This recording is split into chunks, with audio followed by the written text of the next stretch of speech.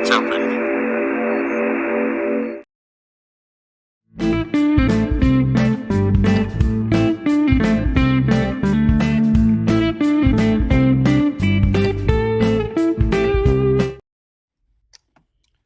Holy happy birthday, Batman.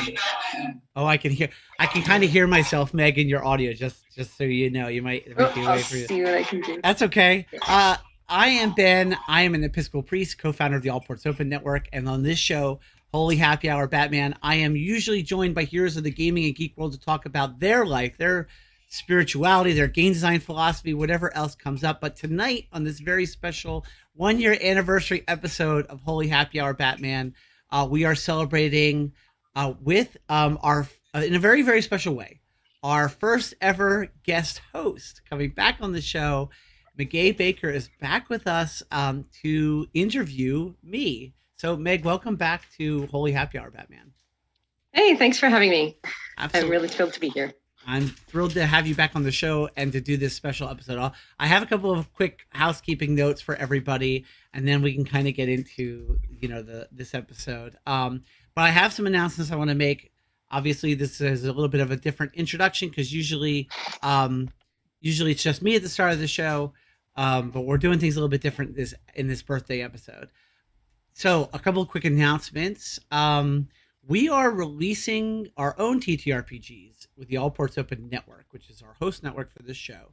And I published my first game release on itch for the Together We Go Jam. It's a game jam, an OSR style game jam that Plus One EXP organized. You can find my game, To Whom Shall We Go, which is an OSR game about pilgrims with different beliefs about the same God who are on a pilgrimage to find words of eternal life to bring back to a hurting and broken world. You can find that game and all of our games at apongames.itch.io. And I'll link that since I'm the guest this week, I'll link that in the chat in a minute, and folks can hit follow so you don't miss our upcoming game releases. Soon we're going to be crowdfunding. The plan is in May to do our first crowdfunding of the Hard Lessons, which is a game I'm very excited about, written by my APON co-founder, Josh Wise. And so, yeah, it would be extra amazing if folks would share the APON Games link when I put it in there on their socials. Help spread the word a little bit for us, help us build a contact list for our upcoming game releases.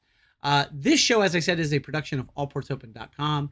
Check out our website for our lineup of podcasts and streams, sharing, making, and talking about great stories. And that is our sponsoring network. So I would love it if you would visit allportsopen.com. Check out things like Delinquent Comics, my Masks Actual Play podcast. Okay, so normally this is where I do the thing where I do a drink recipe. We don't have one of those this week. Instead, we have our guest already here with us on the show. And by guest, I mean host. So I'm going to hand the host duties over to Meg, who is graciously this idea for doing this came from you. You came up with this idea, this brilliant idea to, I don't know if you want to say anything about that or not. Oh, sure. I mean, it was fun to be on the show, and I'm so glad. Then you mentioned that you were coming up on your year anniversary, and I forget the exact exchange, but anytime I get a chance to talk to someone about game design, eventually it's just two people talking. And I'm like, oh, well, how did you do this? And how do you do that? And so the idea of interviewing you has been, it's been neat to have sort of in the background of my mind for the last couple months as we've gotten closer to the day. So I appreciated it a great deal. I think I couldn't remember if we came up with it I think it was during the show. On the air. It was on air. Yeah. Okay. Because we were chatting. There was just so much to talk about with religion and design and everything. And so, yeah, I think it just kind of naturally came out of that conversation live. And there I'm linking the game design link. Yeah, but anyway, I'm very glad to have you back on the show. So you're our second or third? Now I'd have to really think. I guess technically we've had a couple of people recur. But because Jeff Stormer, he came on the show twice. Once for All My Fantasy Children and once just as himself. But then we did do, I don't know if you're familiar with it, but there's a Kickstarter going on right now. Actually, I should plug this. there's a Kickstarter going on right now for the game Manish Tana. Why is this night different? Which is a Mm-hmm. Passover Seder game. And Mm-hmm. Mm-hmm. Gabrielle and Ben came on this show to talk about the game design. And then we did an actual play stream of it. So technically, they came back on for that. Wonderful, Uh, wonderful game. Yeah. Oh my gosh, I'm such a big fan. I did it's an really early read through of that game, and I just like, yes, Gabriel, you it, have to do this. it is a really awesome game, and it's I'm really excited about it. So I didn't even think about plugging that show in the. I'll also link the Kickstarter Yeah, link to that definitely do that. because we're right in the middle. They launched on Friday because of Passover, Mm-hmm. and last I saw, but I've been a little distracted the last 48 hours by Yeah. church stuff and other stuff. Oh yeah, they're very close to their funding goal. They are, as we record this, which is on Monday night, they are at $3,500 basically of their $4,000 goal. So that's very exciting. Oh, fabulous. That's fantastic. Yeah. Yeah. So everybody go back that. It's good. You should do it. And it's interesting. So one of the things, not only is it the 1 year anniversary of this show, but we've just had Easter yesterday.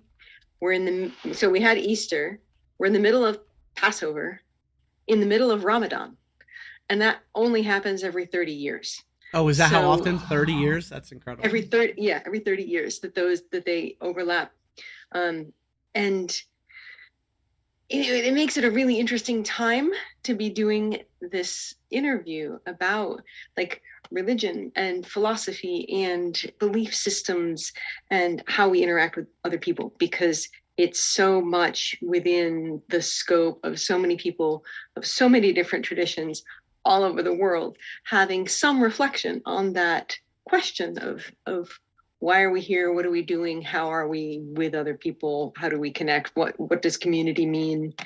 Where is our faith and how do we live it? Yeah, it's like huge questions, and it's probably beyond the scope of this show. But just as in terms of like the setting for what we're doing in terms of talking with you about this podcast and where you're at and why. Just it's an interesting time to be sitting down together, especially across faiths, because you just had Holy Week going into Easter Sunday, and I'm in the middle of Ramadan, so it's just very, very.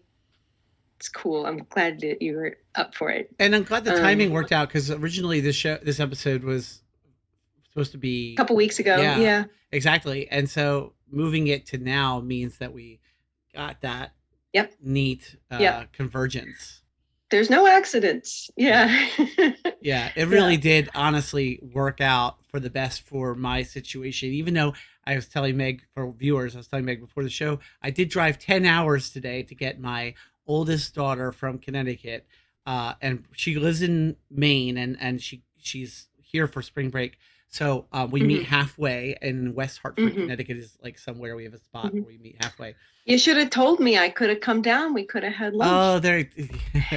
Well, I had an interview I had to get back for. So true. Sometime I drive to Maine all of the time. So sometime I will let you know when I'm passing through up to Maine, and I'll let you know. Yeah, that'd be great. That'd be good fun. Yeah, because I drive through the middle of the state of Massachusetts. I drive through a lot, like right through Worcester on, what is it, 81 maybe? Yeah, 81, 84, whatever that is. I drive. Yeah. Well, see, this is where we get into like, well, if you're driving south, you're driving, this one's that way, but that one's 90 if you're going across this. Oh, maybe it is 90. I don't know. I only know as it goes through Worcester because I pass through Worcester every time. That's the route it takes me. And then I hit 95 in New Hampshire, and then it's a straight shot to my daughter's house, basically. You're set. Yeah. Yeah. So that's a lot. And that's also like a huge commitment for family, right? That the things we're willing to do, and like the things we're, it's again, circling back about community and family and connection. Like, what are we willing to do? Of course, like drive for 10 hours to pick up my kid. Of course. And so last week, I had a very intense week. I was leading a week-long intensive for 20 students doing making and mending. And at the same time, my 16-year-old was in a week-long academic intensive, like working really, really hard. And we didn't drive 10 hours, but Tovi did ask for many cakes to celebrate the accomplishment. They did a fantastic job, this big accomplishment that they've been, kind of having on their mind for weeks and weeks and weeks and weeks and weeks. So we had our noble and giant family commitment was to eat way too much cake this weekend. Oh boy.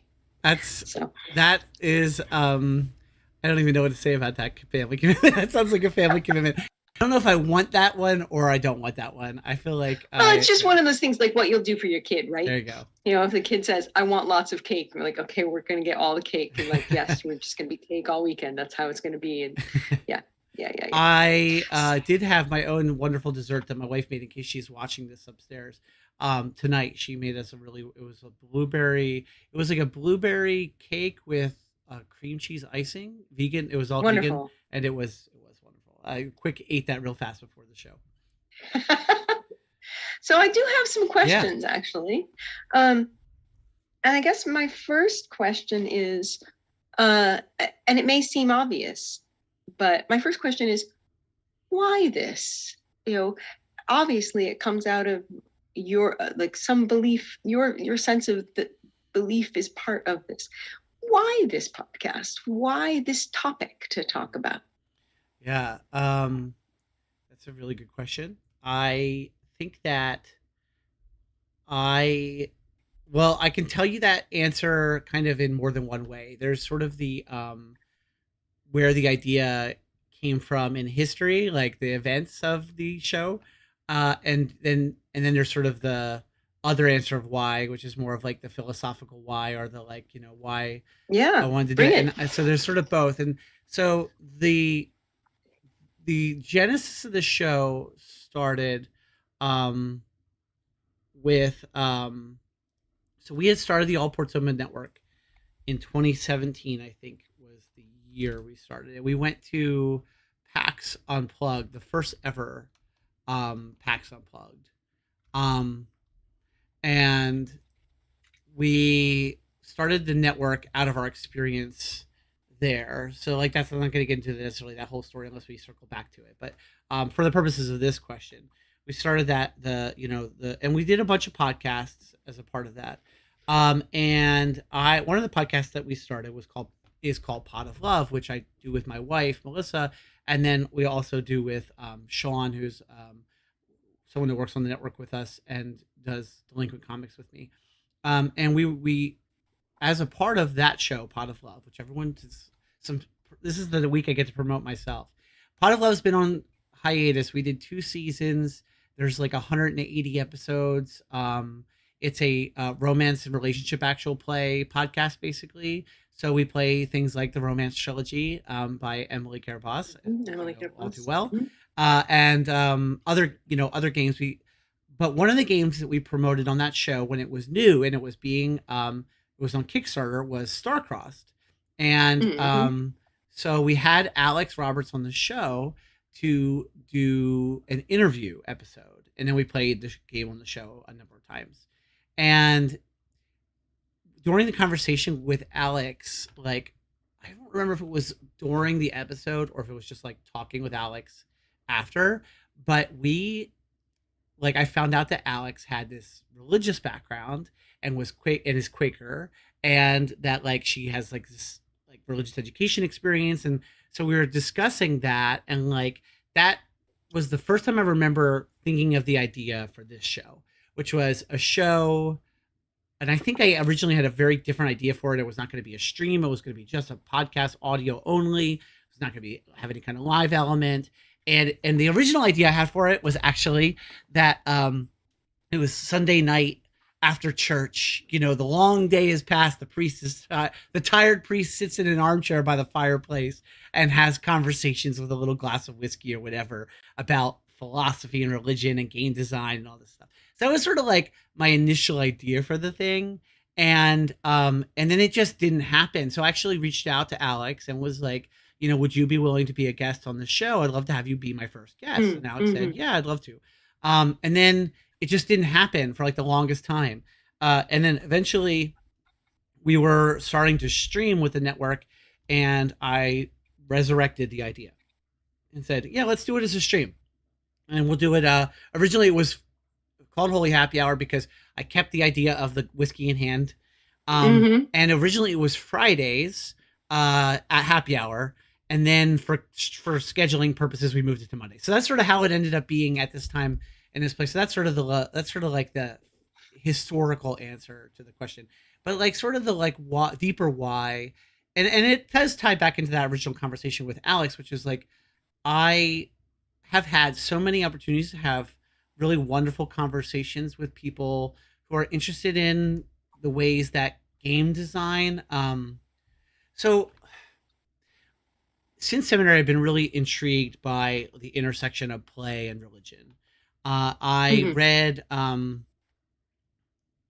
trying to remember the first two initials of this person. I think it's DW. The last name is Winnicott. This is a very famous psychologist named Winnicott who wrote about child object relation theory, basically pioneered Yeah. the idea of object relation theory and the idea of like it's where the idea in psychology of like the good enough mother comes from Winnicott's writing, and this Yep. idea of like create. So I've been really interested in this idea of like um, uh, of that intrapsychic space where we transition Mm-hmm. away from parent towards the world. Basically, we learn how to transition, and that's where we learn things um, what would be the word for it? Like resiliency, where we get the tools for adaptability, and that Yeah. happens in that play space, right? According to Winnicott, anyway, where like the child learns to go. If anyone watching this has ever seen a little kid play and they wander away from their mom and then they go back and they touch base with their core parent, I guess I should say. But in Winnicott's writing, it's all about the mother.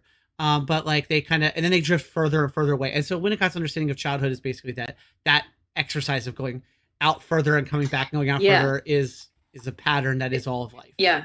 Like you think of it like a dahlia or a carnation or any of those flowers, multiple levels. And like, at the tiniest, youngest space, they'll just be like right there.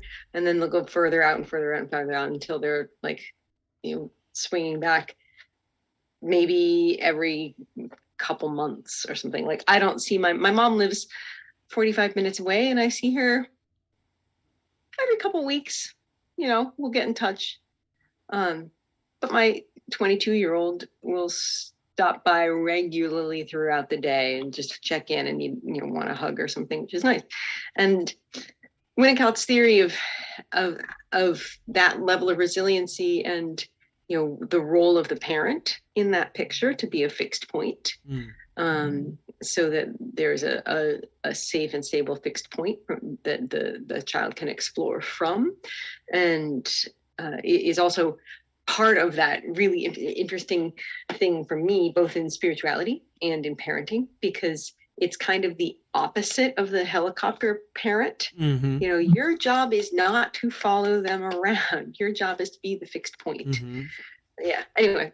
Yeah. So I'm a big fan. Yeah. So I'm really intrigued by the idea, but the thing that sort of was when I was learning about this in seminary, the person who taught it to us was basically framed this idea that that space of play where that transition happened is the same intrapsychic, like internal space, psychological space that religion's in, right? So religion, art.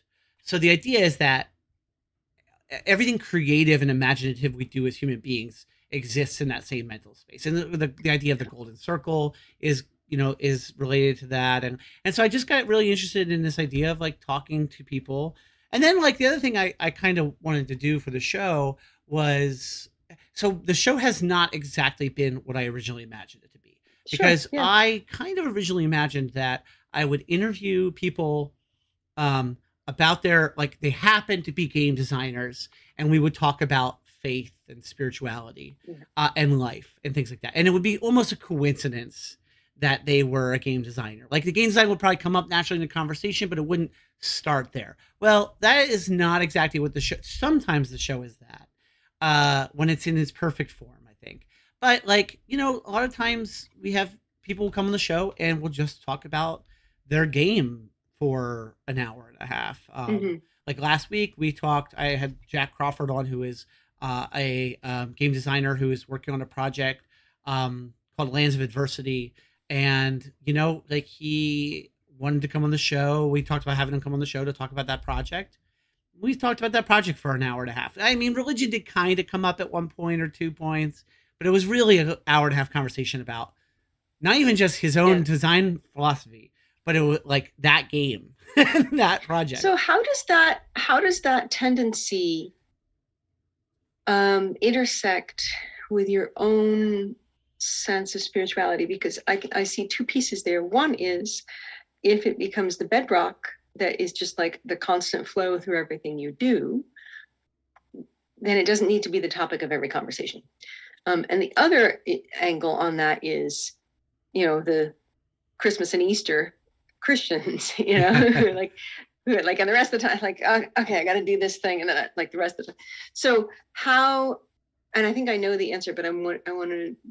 What's your sense of that? And it's really interesting. With people coming on, how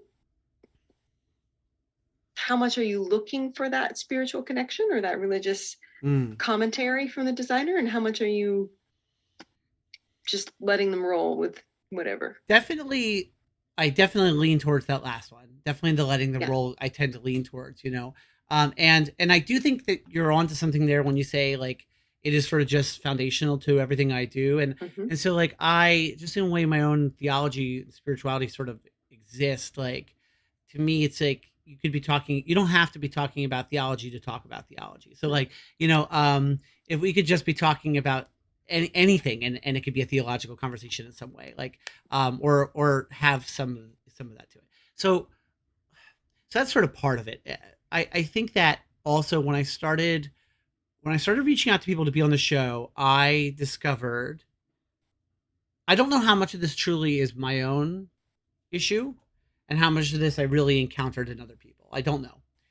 I as a Christian reaching out to people, I sometimes was concerned about like, if I'm just being completely honest about it, like I was worried about like what kind of Christian people thought I might be that it's asking them to come on the show. Like that people might be hesitant to come on a explicitly religious show done by a Christian or a priest because people have a lot of baggage about religion, and that baggage can look like a lot of different things. And I wanted to like make it clear that it was like a safe show to come on for people of all sorts, regardless of lack of religious background, regardless of lack of, no matter who they are, basically. That it was like not going to be any like a contentious environment, that it was not going to be like, I just wanted people, because I was new to doing it, and I was cold reaching out to people, and I wanted people to like know, like, hey, no, this is actually like ridiculously friendly environment. Like you can come on here with basically any beliefs about what, and like we can have a conversation about that, and you're welcome here no matter who you are, basically. And that for me is like Rumi is like Rumi's poem, like come whoever you are, wanderer, worshiper, lover of leaving, though you've broken your vows 1,000 times, come yet again, come. It's like booming through my head right now. Like the approach that you're taking towards meeting other people and talking to other people about their lives, not just exactly their design life or the religious life, is of genuine interest and like, wanting to talk about stuff. Yeah, I think that I love, what undergirds me doing the show and my priestly ministry and everything that I do is that I love to get to know people and meet them and find out more about who they are and genuinely want to know people more and better. So I guess what became and I didn't even quite, you're helping me put this together because I didn't quite, I haven't put all these pieces together. I think what became the foundation of the show was less like that these are religious conversations or spiritual conversations, but that what I really want to get out of every episode is that we've gotten to know the person better. And Mm-hmm. if we so what that's going to look different for every guest, because Mm-hmm. if it's genuinely about the guest, then it's going to be unique almost every time, because every person who comes on the Mm-hmm. show is going to be unique. So I think Yep. that if we do that, I feel like I've had a good episode.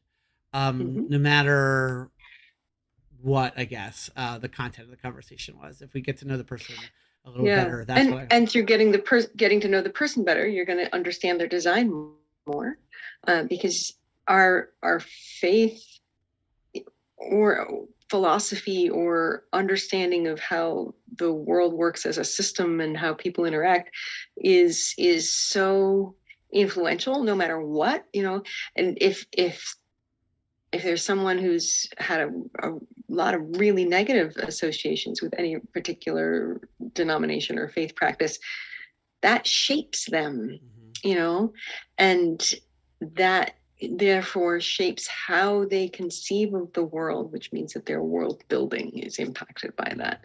Mm-hmm. So that's a really interesting angle, and it's not something. One of the reasons I came on your show to begin with was like, oh, that's an interesting angle. I mean, I'm the same way. I'm like, I want to know all the people because people are fascinating.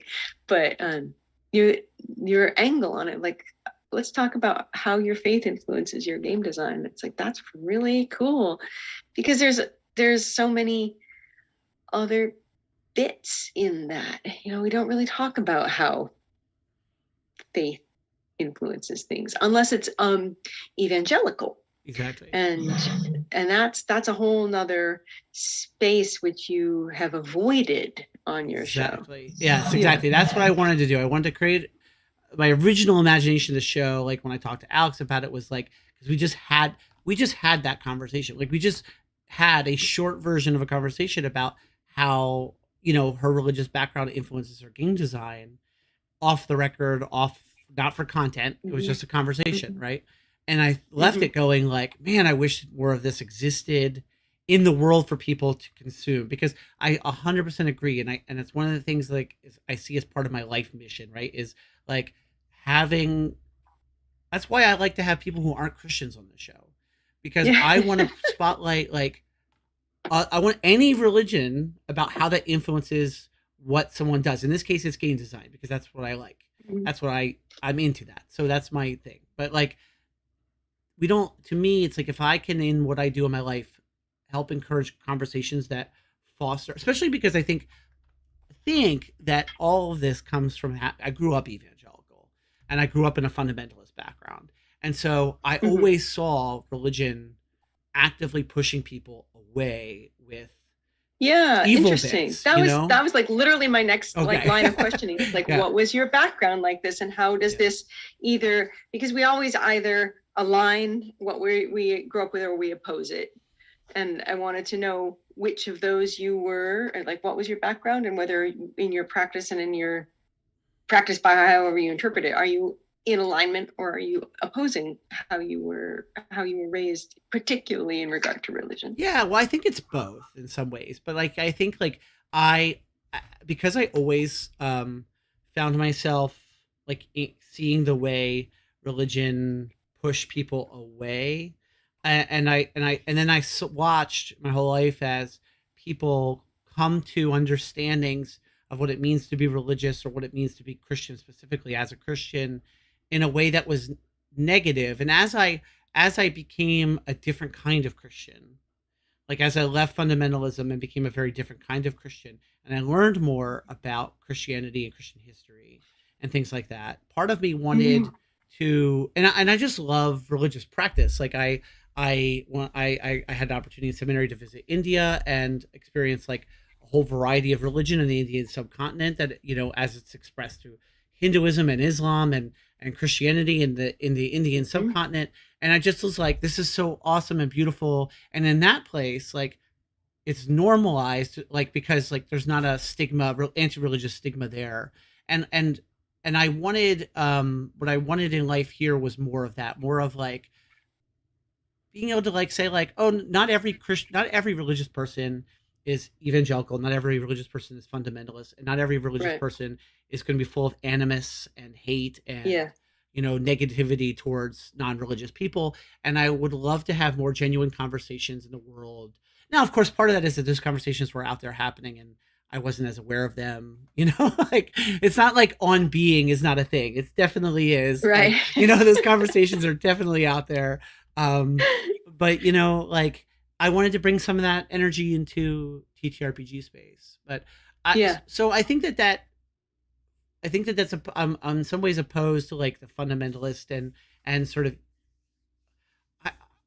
I I just sort of reinterpret evangelical in my Sure. ministry because Yeah. to me it became like to me I see Jesus and the mission of the in the New Testament of Jesus and in the earliest Christians to be about sharing genuinely good news.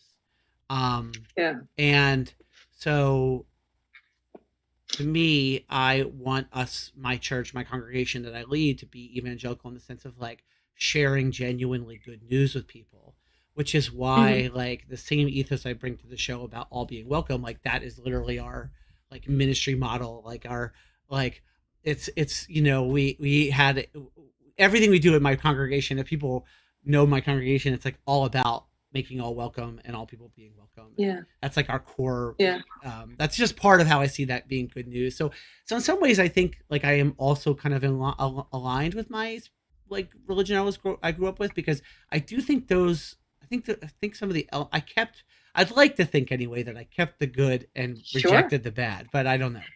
Yeah, I mean that's the task, right? That's the task of becoming an adult, Mm, is sifting through the messages that you've been handed as a child about everything, about like gender and money and like sports and fashion and religion, like all we got tons of messages and relationships, um food.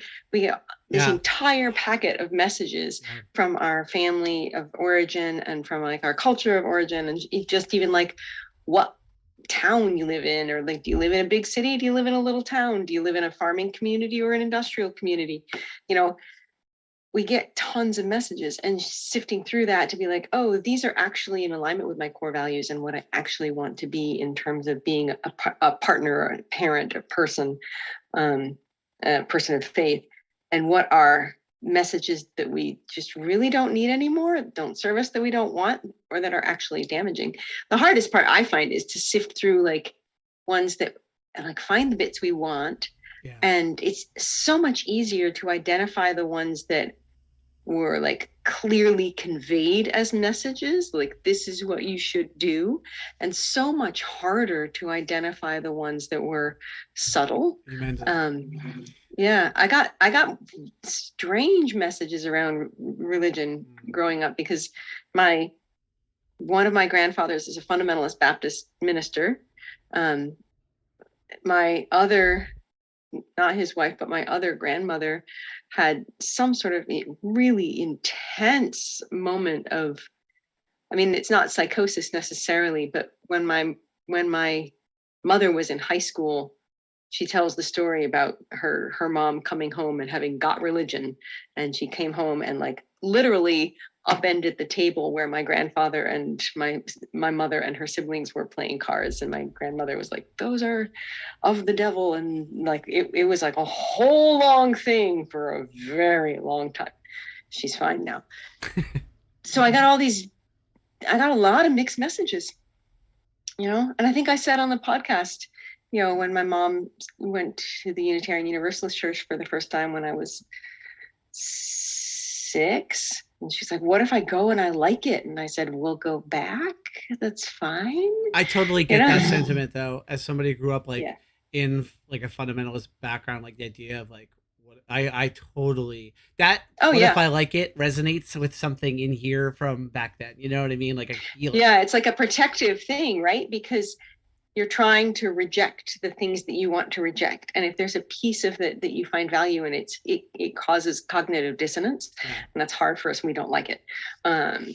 and that's that's a really tough thing to wrestle with. And like one of the tough things to wrestle with there of like, what am I getting out of this feeling of pain or shame or alienation? Like something psychologically, if I'm choosing to hold on to this piece, sometimes you don't get a choice. Sometimes you're in a situation that is very oppressive and controlling or abusive, and you don't get a choice. But if you do get a choice, like, do I have a choice as to whether or not I hold on to certain messages from my childhood? And sometimes I have to ask myself, like, what am I getting by holding on to that? Interesting stuff. Yeah. So one of the cool things from my sort of faith journey that's just wild to me, it blows my mind every time I stop and think about it, even though it's a very common part of my life, or a very regular part of my life, is that my parents, so I grew up fundamentalist evangelical. I grew up at Plymouth Brethren, which I don't know if you or others watching this know what that is, but like it is it's a particular, people can Google it if they're watching and they want to know what that is. But it's a pretty closed off. We were technically called open brethren, which is the more we were allowed to watch TV and stuff growing up. I've met closed brethren who are now Anglican like I am, and they will tell me that they grew up without a television. They grew up like, which actually, by the way, doesn't sound that bad in some ways, but maybe for different reasons than I would do it now. I mean, I grew up without a television, but it's because my mom was a big hippie. Right, right. So different motivations, but that in this case motivated by fear, right? Fear of the non-Christian, fear of the outside world.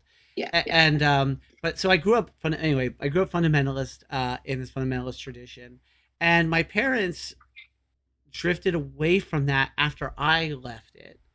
And I got to stand with my parents in my church as they were eventually confirmed into the Episcopal Church as Episcopalians. That's so cool.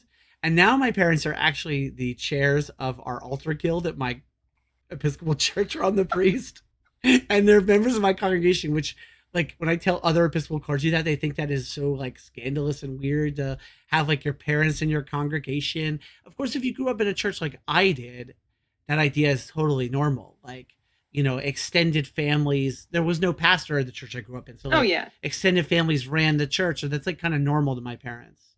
But it's like it's also a very historically accurate. Like, I mean, tons of places that I work around here, you have generational ministers of the same town. Yeah. I mean, that's just how it goes. Yeah. It is a little bit like, there was a time, there was a time when it was possible that my mom would have accepted a church that both my sister and I would have wound up going to as adults, and that would have been hilarious. Anyway, but it's a weird thing to like have come to the point in my life where like my parents, again, it's regular, my parents are at my church every Sunday, so it's completely normalized for me now. And my wife is in the chat, and she just said that my parents also sponsored her when she was received into the Episcopal Church as her sponsors.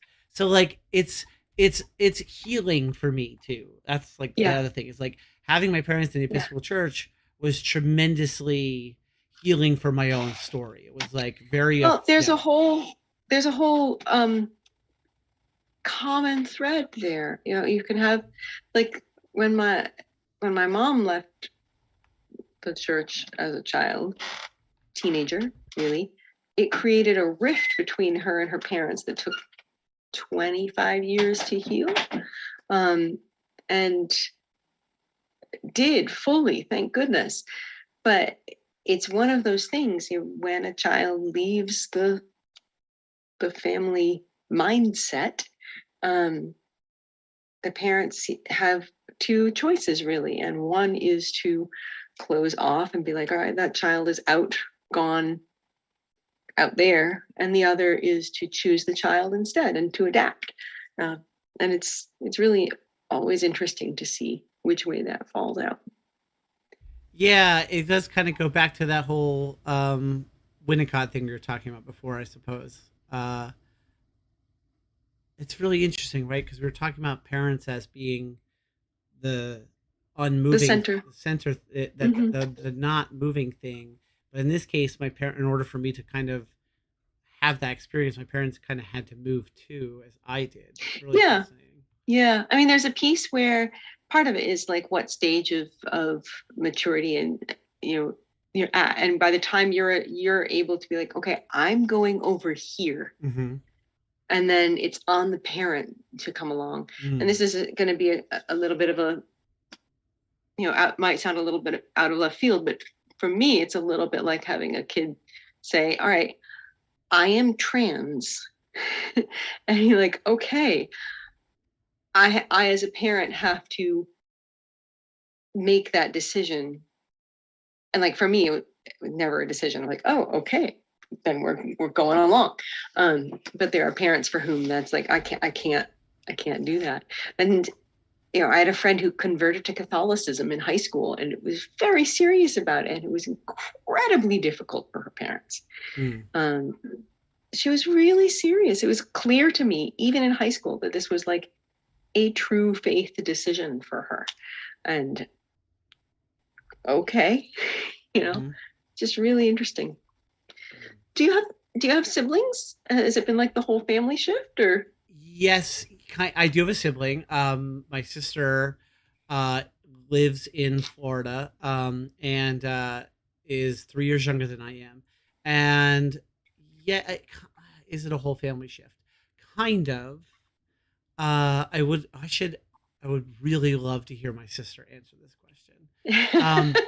So how can I say this in a very gracious way about my sister? I mean, you don't need to. No, families I know. Are very complex. They are. Well, no, I guess the answer is basically yes, but my sister also doesn't really go to church actively. Sorry, Jen, I call her out. That's I think that if she did, she would be probably something like so my parents are actually retiring to Florida soon. Mm-hmm.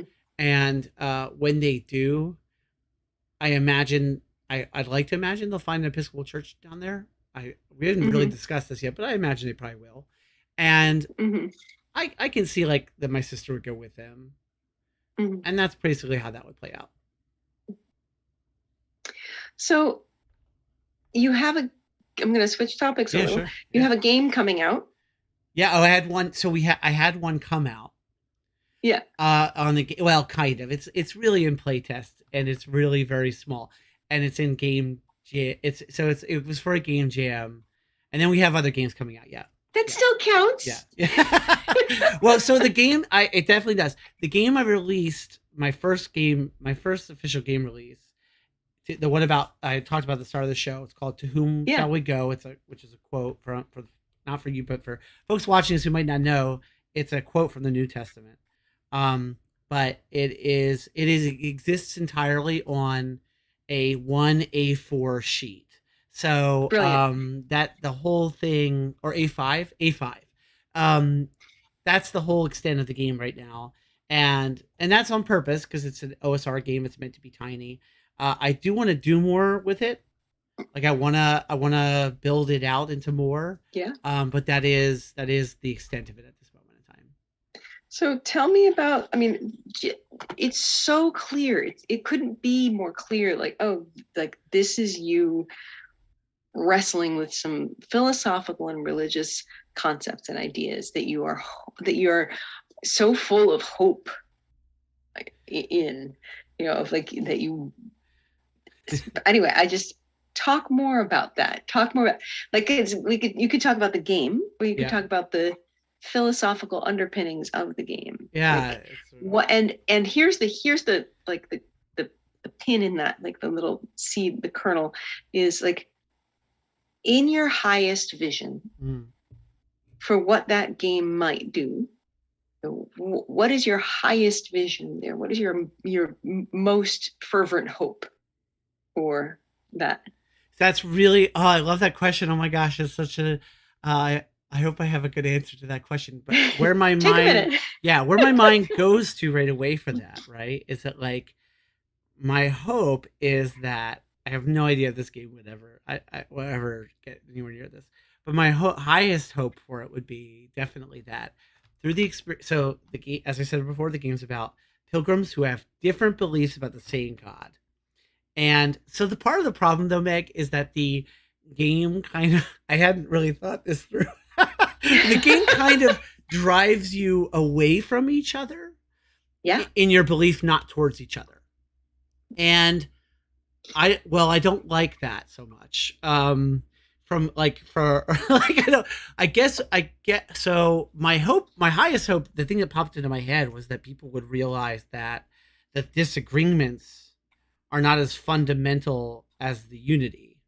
That would be like my highest, but the game may actually be a parody of that. Like the game actually might um show like how people can disagree about religion, that it may parody that by showing like maybe through the silliness of it and the fantasy of it, kind of show that as people get more and more apart from each other, they're drifting apart, but they are still literally worshiping the same deity. And theoretically, right, like so regardless of which of the one of the things I wanted to do with it that I was interested in kind of philosophically, which is this idea that even though people have different beliefs about the God that they're finding, that they're like trying to find these words of eternal life, is just the words that the game uses.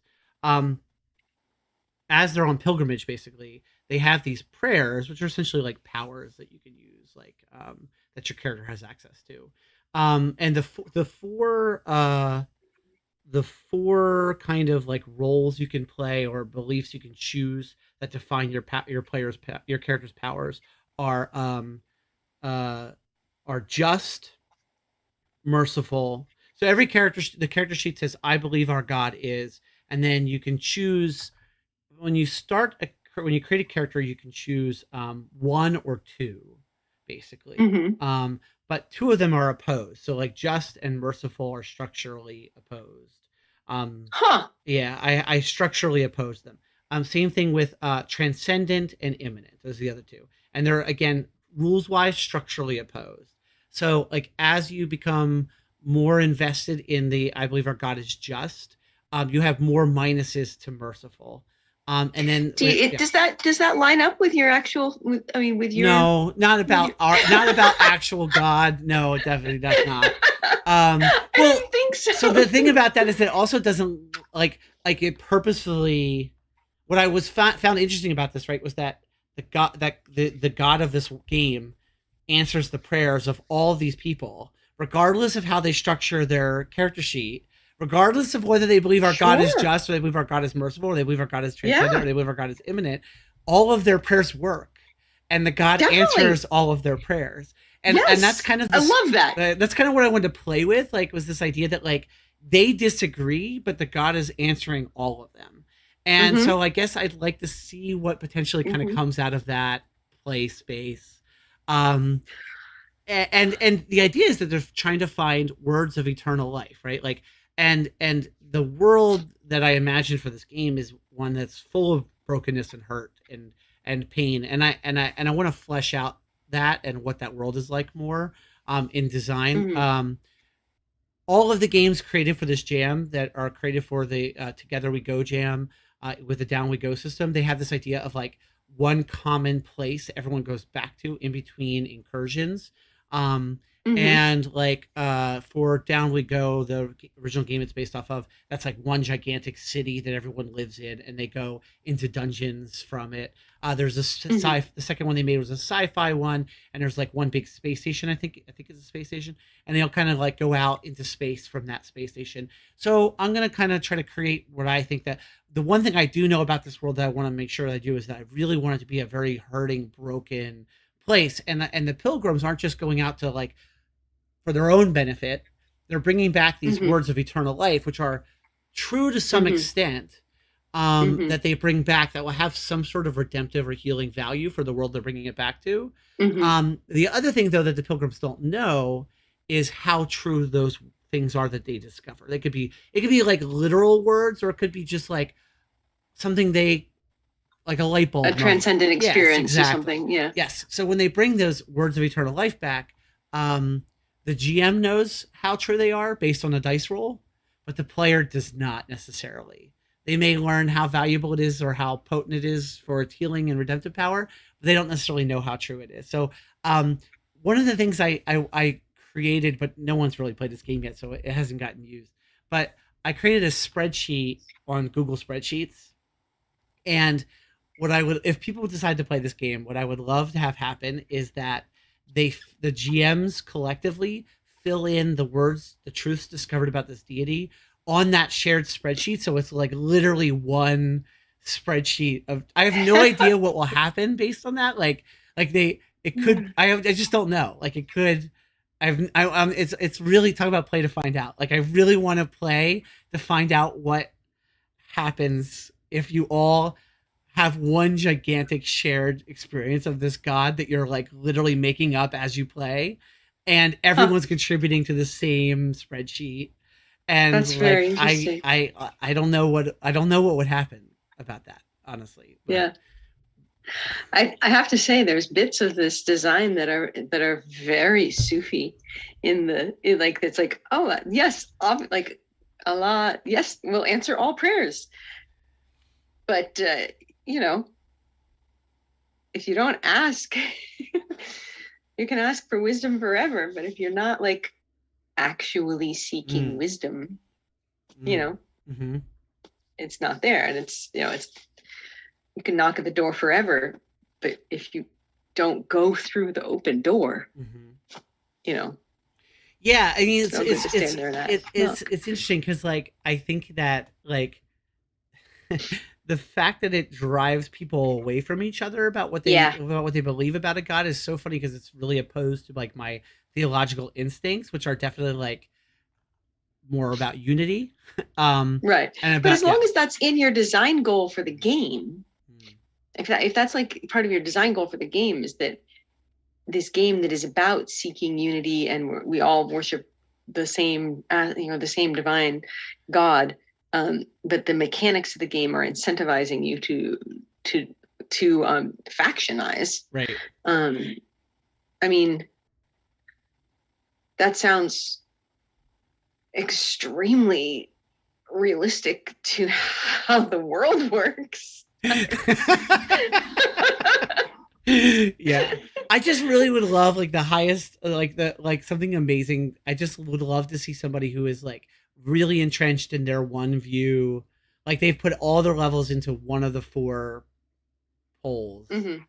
Mm-hmm. and they have this experience of somebody else who is very differently minded about the same god as them, have some sort of their that person witness that person's moment of transcendent experience, and then Mm-hmm. like what does that mean about my belief about this deity? Like that's to me when it would get really awesome. And Right, and then because then it all becomes reflective on the actual world. um yeah, that's cool, that'd be cool. Yeah. so that's sort of what that game is playing with, and yeah, I don't know. We'll see how much time I get to it. The funny thing about it is that I didn't intend necessarily to design that game. The game jam was happening. It was run by friends of mine, uh, and I really like the idea of like the OSR, like and having it fit on having everything fit on one page, like, and Mm-hmm. I just had that idea in my head for the game. So I do my religious order that I'm a part of. Um, we use a book for our daily office prayer called the Celtic Daily Prayer Book from the Northumbria community, which is actually based out of, it kind of grew out of Baptists in the United Mm-hmm. Kingdom. But anyway, we use their prayer, and every day we sing,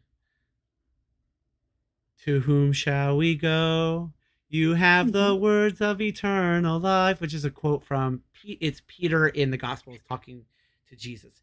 And like Mm-hmm. I sing that every morning for morning prayer, and it's just like in my head. So I'm like, I think game designers can understand this. Like, I have to stop thinking about game design. I'm like doing something else. So like I'm praying the Psalms. And then once I had the idea of it, right, like of designing these character sheets, I could not pray the Psalms in the morning without having ideas for powers that people could Huh. have based on the Psalms.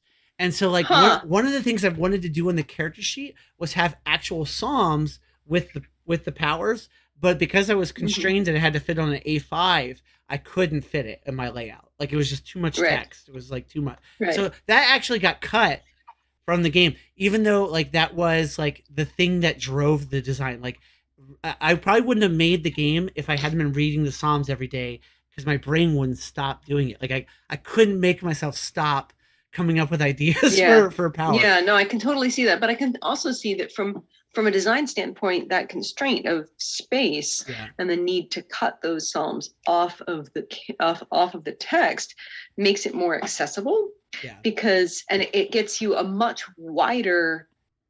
Uh, I, I project. Sure.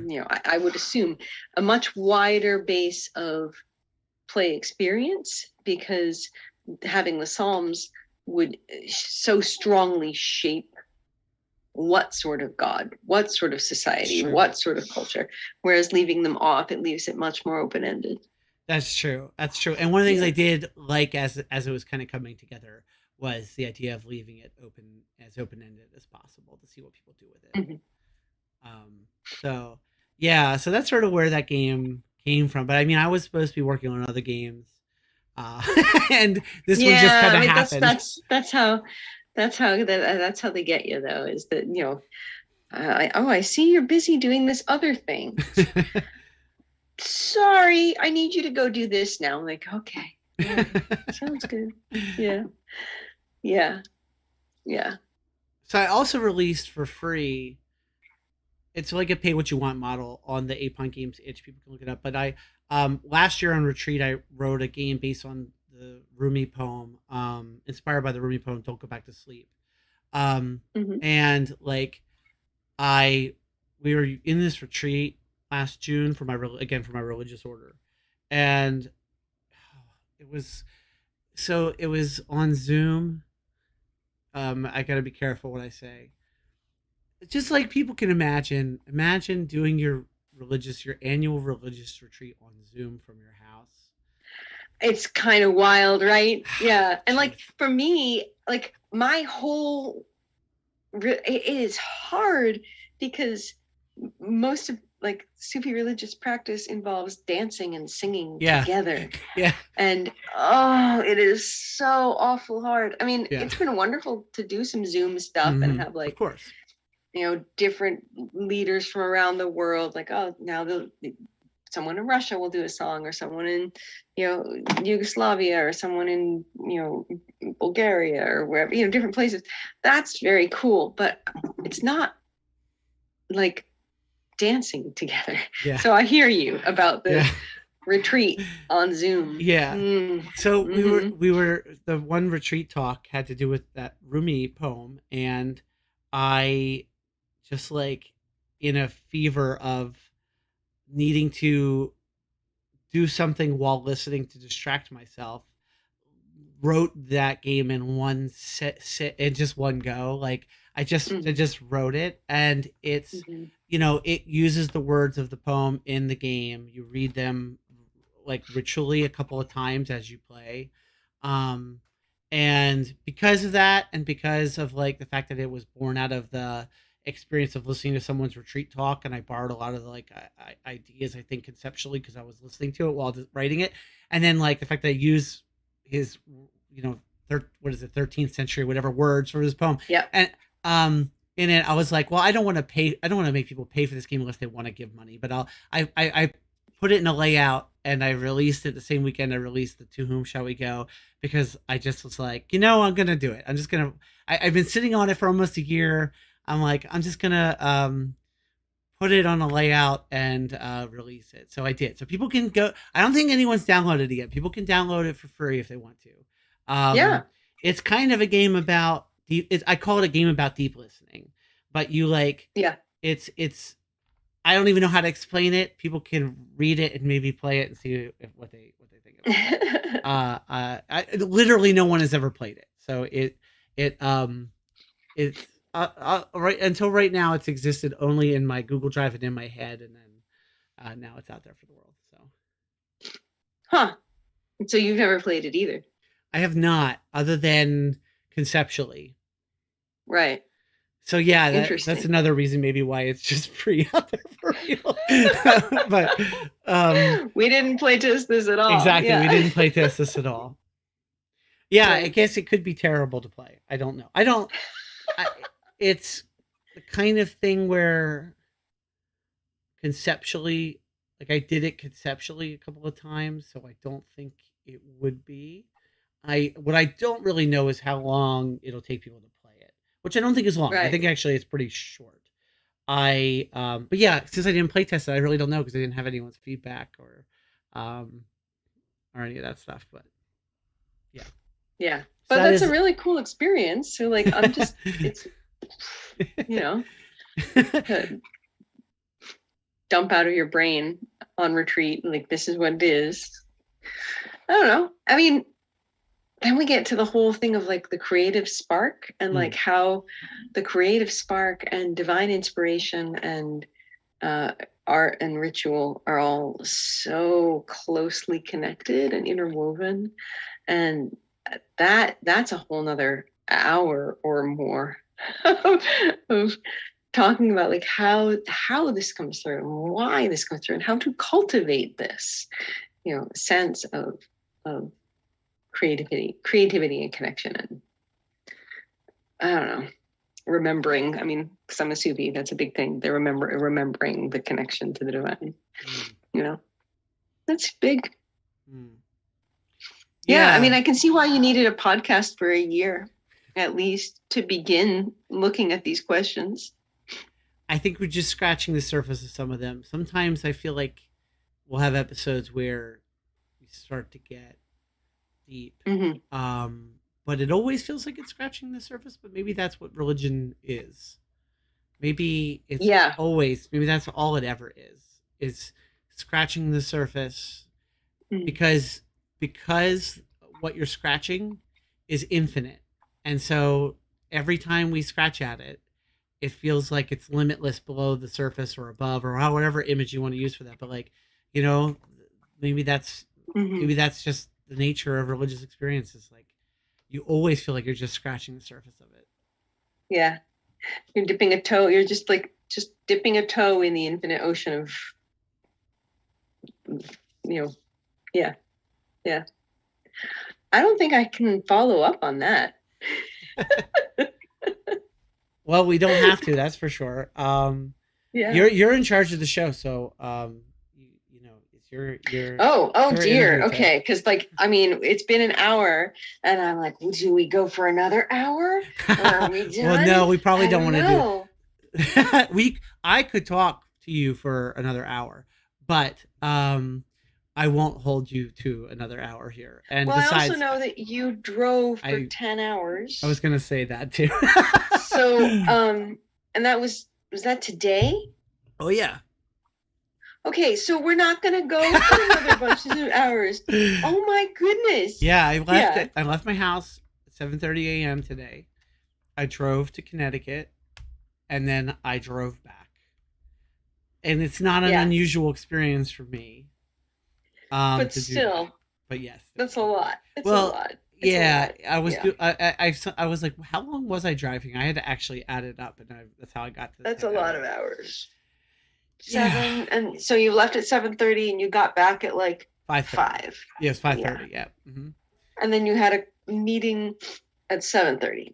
I did. That's why I was like, we're gonna make it back for. Well, so actually, I don't think I told you this part of it, which is that we were talking about when we were gonna reschedule the show. And we're like, okay, the 18th, it's the day after Easter. It's perfect. It's like, it just feels so ideal and everything. And I completely forgot when we scheduled it that I was driving to get Charlie in Connecticut that day. And I was like, I am not rescheduling the anniversary episode of this show again. Like I am not. I was like, I know I can because I've done it before. I can drive up, get her, and drive back and be back in time. Yeah. And I know that I can do it, and I want to do it, so I'm going to do it. So I was like, excellent. I am not rescheduling the show, this episode again.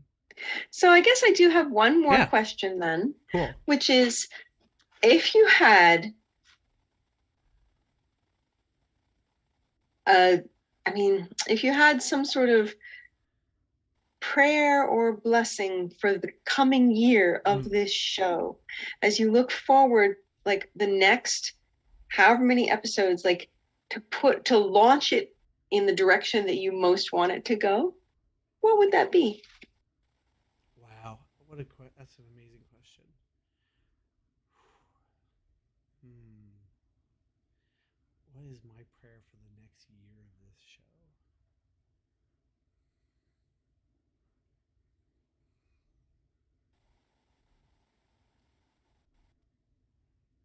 I think that my prayer for the next year of the show and or blessing for it would be to foster the kinds of conversations that, how do I want to put this exactly? I, there is so much like division. You know what it is? I know. I'll sort of circle back to where we started this conversation with. Mm-hmm. This weekend we had that convergence we talked about of the being Passover, Easter, and Ramadan at the same time. It only happens every 30 years. And I saw people talk about like, wow, what an opportunity for all of us to be chasing after the divine and the holy together, like, and to set aside some animosity, all of our animosity, I hope, but and some of our differences maybe, or at least come together in this particular rare moment of worship that happens to be coming together.